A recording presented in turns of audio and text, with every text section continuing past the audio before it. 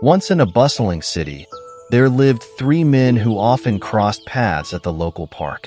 Each of them carried the weight of their perceived failures.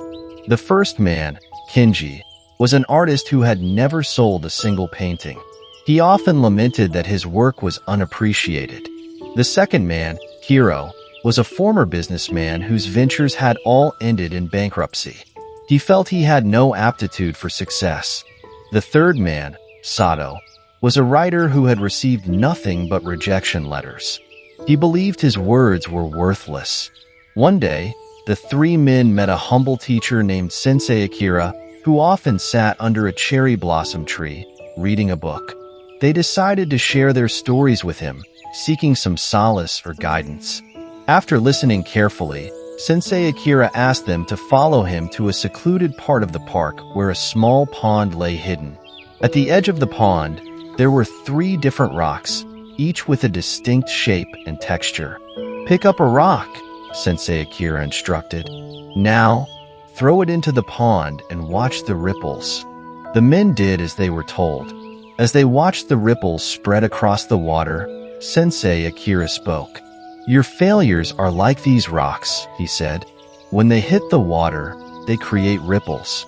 These ripples are the effects of your actions, spreading out far beyond what you can see."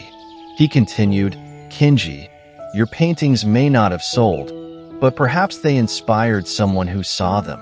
Hiro, your business ventures might have failed, but think of the knowledge and experience you've gained, which can help others. Sato, your words might not have been published, but they might have touched the heart of someone who read them." Sensei Akira then shared his own story.